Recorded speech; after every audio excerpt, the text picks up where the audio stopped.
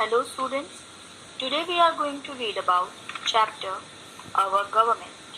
In this chapter, we are going to read about basic features of democracy, the structure of Government of India, elections, responsibilities of citizen in a democracy. So let's begin our chapter. Our country India became a democratic state after 1947. Now, what is democracy? Democracy is a system of government that allows the citizens to cast their vote and elect a government of their choice. Now, let's discuss basic features of democracy. A democratic government provides power to the people to elect and remove the government. Periodic elections and all sections of society have a say in a functioning of a government.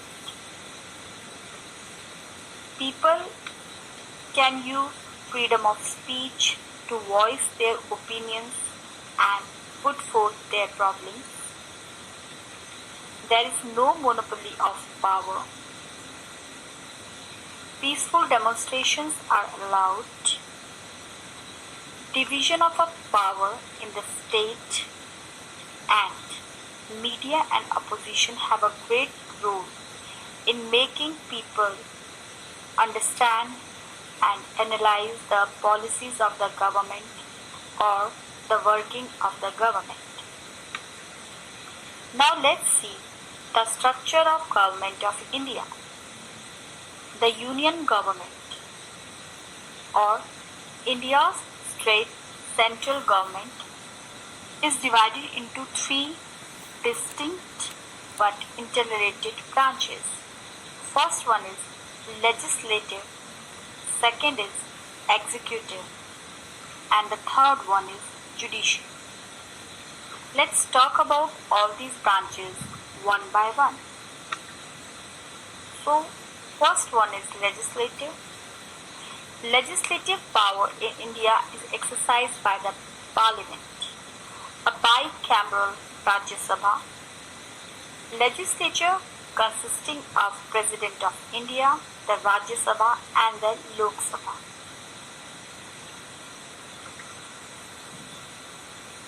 Now, so as we know, our parliament is bicameral. It means it has two chambers. One is Rajya Sabha and another one is Lok Sabha. Rajya Sabha is also known as Council of States and Lok Sabha is also known as House of the People. Let's see what does these two houses mean and what are their functions. When we talk about Rajya Sabha, it is the upper house of the parliament and the members are not more than 250. Members are not elected by the people directly, rather it is elected by the legislative assemblies of the various states. In case of Lok Sabha, members are 545 and we directly participate in electing the members of the Lok Sabha. Only the citizens whose age is above 18 years can cast their votes and elect the members. For the person to be the member of Lok Sabha, minimum age should be 25 years. And this Lok Sabha is also known as the lower house of the parliament. Now let's talk about our parliament.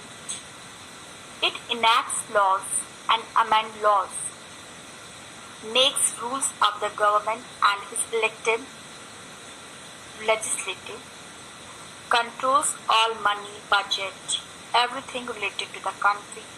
And as we can see the latest example of CAA and the removal of Article 370 from Kashmir.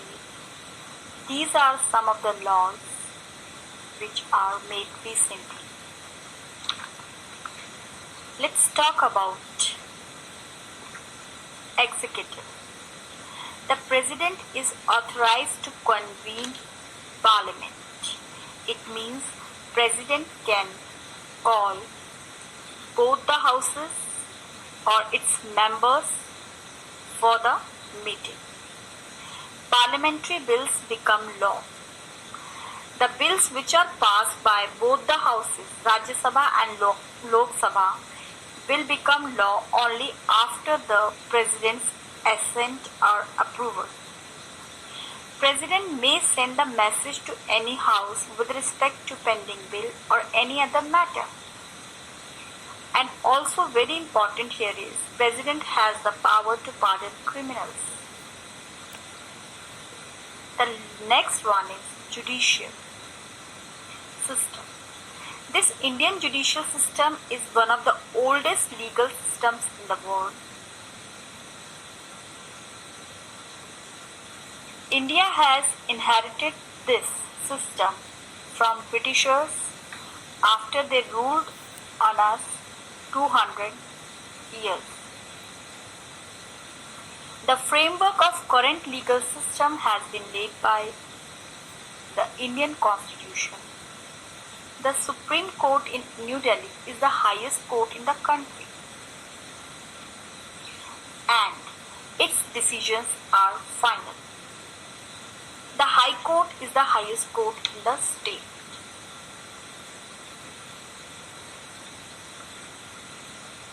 Now let's talk about elections. Elections are normally held after every 5 years. Election Commission of India is responsible for conducting fair and free elections. It means it ensures that there is no such activity which forces any person to vote for one person. I mean, it should be very, fair election should be there. The next point is universal adult franchise.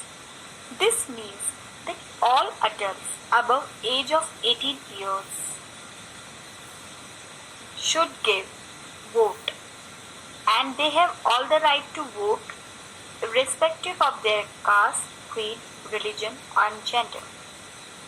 It is based on the concept of one man, one vote.